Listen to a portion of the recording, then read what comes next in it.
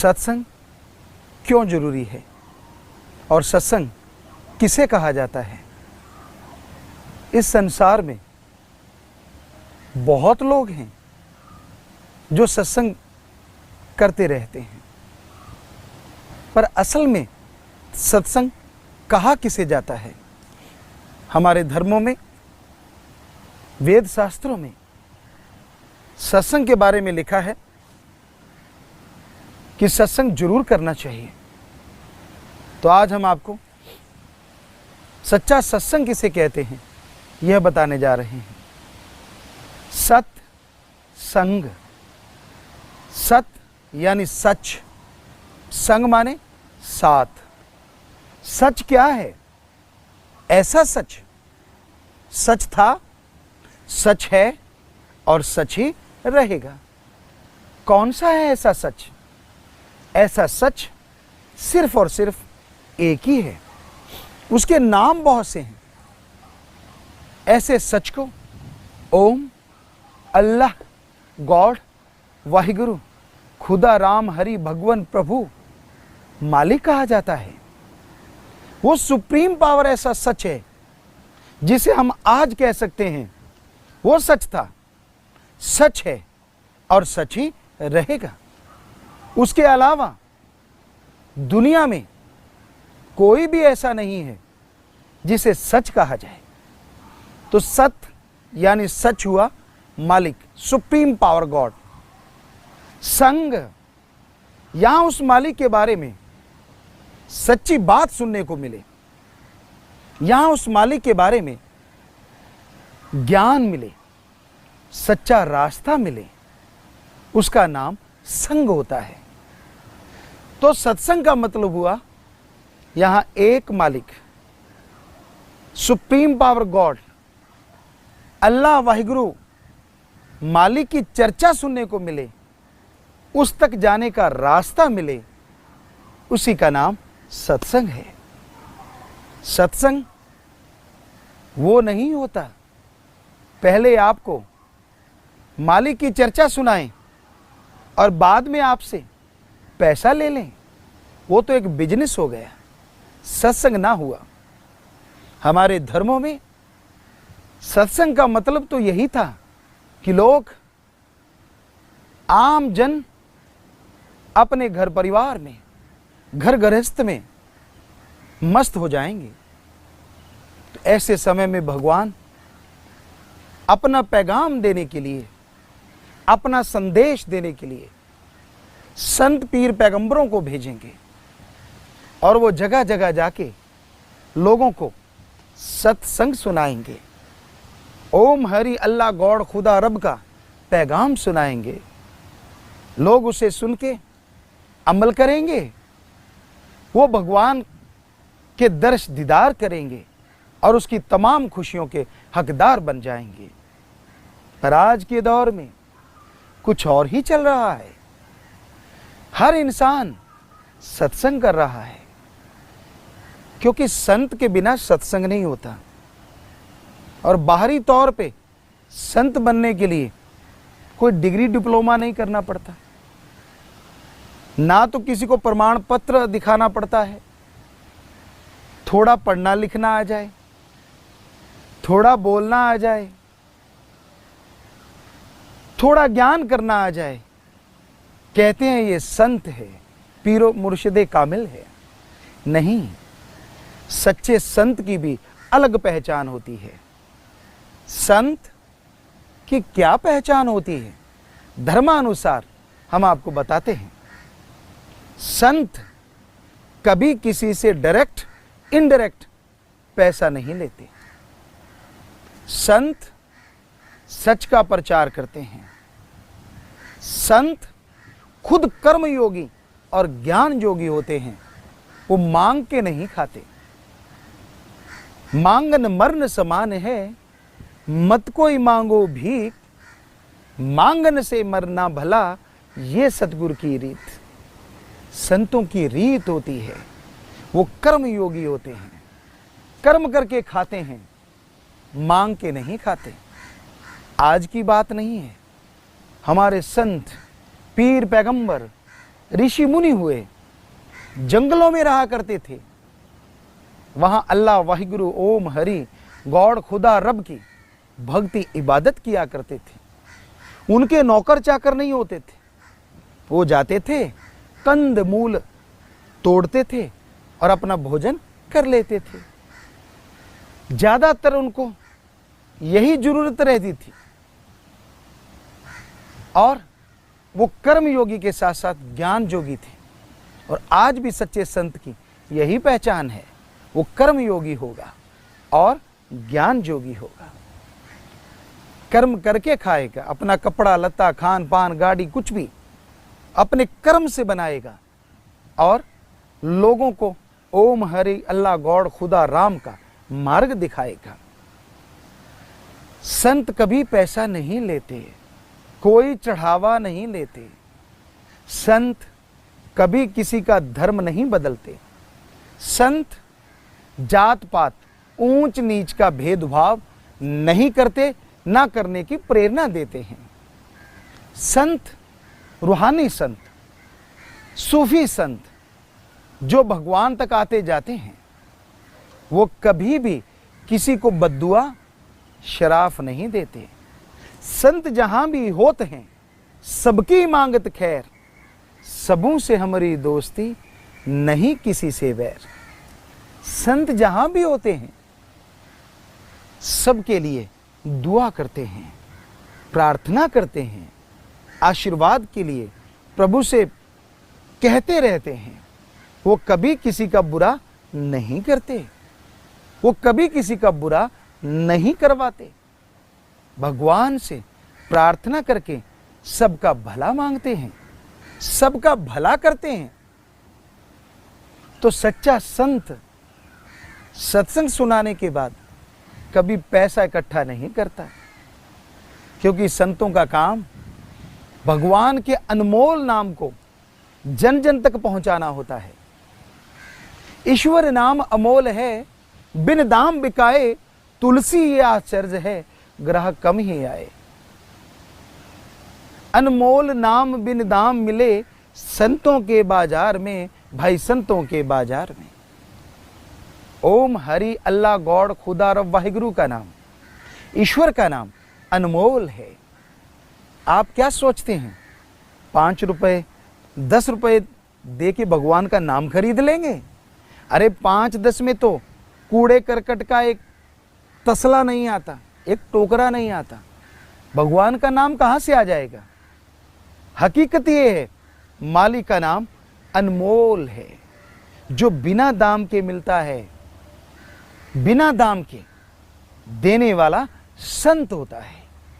वो लोगों को मालिक का नाम बताते हैं, सत्संग सुनाते हैं और बदले में कभी भी किसी से कुछ नहीं लिया करते। सत्संग का असर जबरदस्त होता है। वैसे तो जैसा करो संग वैसा चढ़े रंग, संग का रंग लाजमी चढ़ता है। जैसे कहावत है, किसानों में मशहूर है, खरबूजे को देख के खरबूजा रंग पकड़ता है। उसी तरह जैसे लोगों का संग करोगे वैसा रंग लाजमी चढ़ेगा। एक शेर आपको सुनाते हैं। अगर पास अग्नि के बैठोगे जाकर तो उठोगे एक दिन कपड़े जलाकर। अगर पास अग्नि के बैठोगे जाकर तो उठोगे एक दिन कपड़े जलाकर। अगर पास फूलों के बैठोगे जाकर तो उठोगे कपड़ों में खुशबू बसाकर। अग्नि के पास आप बैठ जाते हैं, हवा तेज चल रही है, आपका ध्यान इधर उधर हो जाता है, आपका कपड़ा उड़ता है और आग पे लग जाता है। आग ने क्या करना है? आपके कपड़े को जला के राख कर देना है। किसी और दिन आप फूलों के ढेर के पास बैठे हैं, कपड़ा उड़ता है, फूलों के ढेर के ऊपर लग जाता है। फूलों ने क्या करना है? आपके कपड़ों में खुशबू भर देनी है। इसी तरह जीवन में अगर बुराई की सोहबत करोगे, बुराई का संग करोगे, जैसे नशेड़ियों के पास बैठना, जुआरियों के पास बैठना, निंदा चुगली करने वाले के पास बैठना। बुराई का संग आपकी तमाम खुशियों को जला के राख कर देगा। और अच्छाई का संग करोगे, जैसे नेक भले लोगों के पास बैठना, परहित परमार्थ करने वालों की चर्चा सुनना और हमेशा भली बातें करते रहना, दान पुण्य की चर्चा सुनते करते रहना, तो उससे जीवन में खुशी आती है। पर इन सब से एक अलग संग है जो हमारे सभी धर्मों में सर्वोत्तम संग माना गया, और वो संग है सत्संग। अगर सत्संग करोगे, सच्चे रूहानी संत पीर फकीर की सुनोगे, तो जीवन में खुशियां तो आएंगी आएंगी। जो आपके संचित पाप कर्म हैं वो भी कट जाएंगे। जीवन की तमाम बुराइयां, अवगुण दूर होते चले जाएंगे और आप मालिक की तमाम खुशियों के हकदार बन जाएंगे। उदाहरण बहुत हैं। जैसे कुआं जो खारा होता है, उसमें लाखों मन चीनी डाल दीजिए, वो मीठा नहीं होता। काग जो होता है, कौआ, सफेद रंग पोत दीजिए, सफेद रंग पोतने से भी वो गंदगी में चोंच मारनी बंद नहीं करता। नीम का पेड़ कड़वाहट नहीं छोड़ सकता, चाहे वो चंदन के पास रहे। नमक की खान में कोई जाता है तो नमकमय होने से नहीं बच सकता, और कोयले की खान में जाने से आदमी कालिख से नहीं बच सकता। उसी तरह बुराई की सोहबत करने से आदमी बुरे कर्म करने से बाज नहीं आ सकता। एक ना एक दिन उसका मन भी बुरा काम करने को ललचा जाता है। अच्छाई के लिए उदाहरण के तौर पे समाज के गंदे नाले, बरसात का गंदा पानी, बदबूदार शराब, इन सब को अगर गंगा जी में डाल दिया जाए तो ये बदबूदार शराब या गंदा पानी नहीं कहलाते। ये सब के सब गंगा जी में मिलने पर गंगा जल बन जाते हैं। जिस तरह हंस एक अलग किस्म का होता है, वो हंस पानी में से दूध पी लेता है। उसको भगवान ने चोंच ऐसी दी है, वो पानी में रहता हुआ भी दूध पी लेता है। तो इसी तरह चंदन के पेड़ के नजदीक अगर कोई रहता है तो वो खुशबूदार हो जाता है। इसलिए भाई, अच्छाई का संग अच्छा बना देता है और बुराई का संग इंसान को बुरा बना देता है। यहां तक संभव हो अच्छाई का संग करो, भलाई का संग करो। सत्संग करने से इंसान के संचित पाप कर्म कटते हैं। सत्संग करने से एक तरह से नया जीवन मिलता है।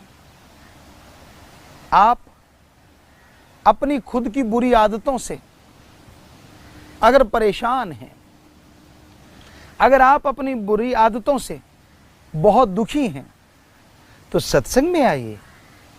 संत पैसा नहीं लेंगे, धर्म जात मजहब नहीं छुड़ाएंगे, बल्कि संत आपको गुरु मंत्र बताएंगे, जिसके लिए कोई धर्म नहीं छोड़ना, कोई पहनावा नहीं बदलना, बल्कि सत्संग करते हुए आप गुरु मंत्र ले लेंगे और फिर आप वॉकिंग कर रहे हैं, चहलकदमी करते हैं, गाड़ी चला रहे हैं, लेटे हुए बैठे हुए हैं, सत्संग से मिले उस गुरु मंत्र का, उस नाम का, उस कलमा, मेथड ऑफ मेडिटेशन का अभ्यास कर सकते हैं। और वो किया गया अभ्यास आपके तमाम बुरे कर्मों का नाश करेगा। आपके गंदे विचार आपके काबू में आने लगेंगे, आपकी बुरी आदतें बदलती जाएंगी। आदमी की बुरी आदत अपने आप नहीं बदलती। चोर जुआरी क्या बदलेंगे तो माया के मजदूर। अरे चोर जुआरी क्या बदलेंगे, ये तो माया के मजदूर। मना रे तेरी आदत ने कोई बदलेगा हरिजन सूर। कबीर साहब जी के ये वचन है। चोर जुआरी आदतों को नहीं बदल सकते। एक तो वो चोर होते हैं, ठग डाकू, शरेआम या चुपके चुपके लोगों का माल हड़प जाते हैं, जबरदस्ती हड़प जाते हैं। पर आज संसार में बहुत से ठग चोर डाकू ऐसे हैं जो हंसते हुए आपकी जेब साफ कर देते हैं, मीठा बोलते हुए आपका बहुत घात कर देते हैं। ठगी, बेईमानी, भ्रष्टाचार और रिश्वतखोरी जो करते हैं वो भी तो ठग हैं, वो भी तो चोर हैं, वो भी जुआरी हैं। वो आदतें नहीं बदल सकते। उनके दिलो दिमाग में हमेशा एक बात रहती है, लोभ लालच। हाँ, कोई सत्संग सुने, प्रभु के नाम से जुड़े, वो योद्धा, वो शूरवीर, वो बहादुर आदतें बदल सकता है। तो आप अगर अपनी आदतें बदल लेते हैं, अगर विचार आपके काबू में हैं, तो आपसे सुखी कोई दूसरा हो ही नहीं सकता।